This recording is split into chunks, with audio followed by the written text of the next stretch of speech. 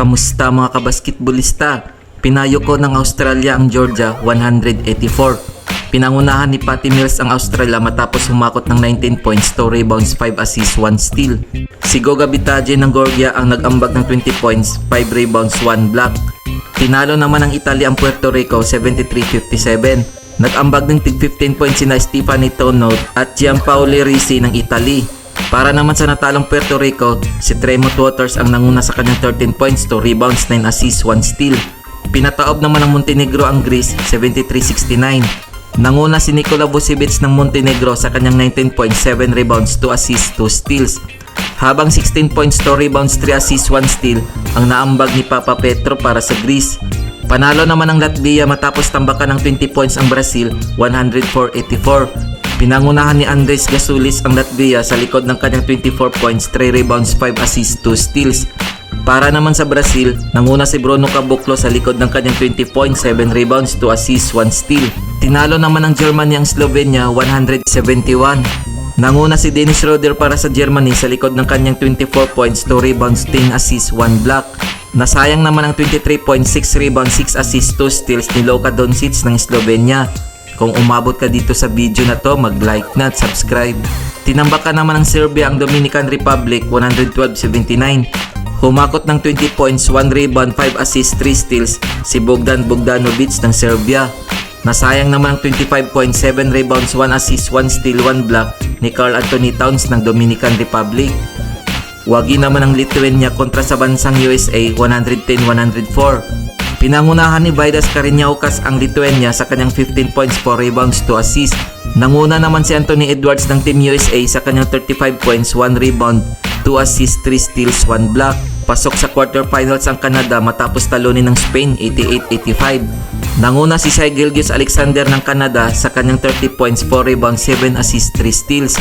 Para naman sa natalong Spain, Willie Hernan Gomez sumakot ng 25 points may kasamang 6 rebounds, 3 assists, 1 block.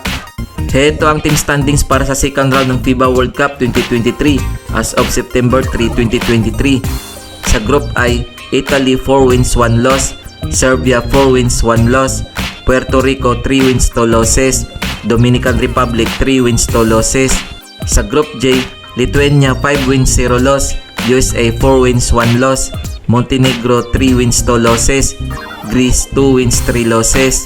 Sa Group K, Germany 5 wins, 0 loss, Slovenia 4 wins, 1 loss, Australia 3 wins, 2 losses, Germany 2 wins, 3 losses. Sa Group L, Canada 4 wins, 1 loss, Latvia 4 wins, 1 loss, Spain 3 wins, 2 losses, Brazil 3 wins, 2 losses. Heto naman ang team standings para sa classification round from 17th place to 32nd place. Sa Group M, South Sudan 3 wins, 2 losses, Philippines 1 win, 4 losses, Angola 1 win, 4 losses, China 1 win, 4 losses. Sa Group N, Egypt 2 wins, 3 losses, New Zealand 2 wins, 3 losses, Mexico 2 wins, 3 losses, Jordan 0 win, 5 losses. Sa Group O, Japan 3 wins, 2 losses, Finland 2 wins, 3 losses, Cape Verde 1 win, 4 losses, Venezuela 0 win, 5 losses. Sa Group P, France 3 wins, 2 losses, Lebanon 2 wins, 3 losses, Ivory Coast 1 win, 4 losses, Iran 0 win, 5 losses. Heto ang mga laro para sa quarterfinals day 1 ng FIBA World Cup 2023 ngayong September 5, 2023 nagaganapin sa Mall of Asia Arena, Philippines. Magharap ang Lithuania at Serbia ganap na alas 4:45 ng hapon. Maglalaban naman ang Italy at USA ganap na alas 8:40 ng gabi. Heto naman ang mga laro para sa quarterfinals dito ng FIBA World Cup 2023 ngayong September 6, 2023 nagaganapin sa Mall of Asia Arena, Philippines. Kakalabanin naman ng Germany ang Latvia ganap na alas 4:40 ng hapon.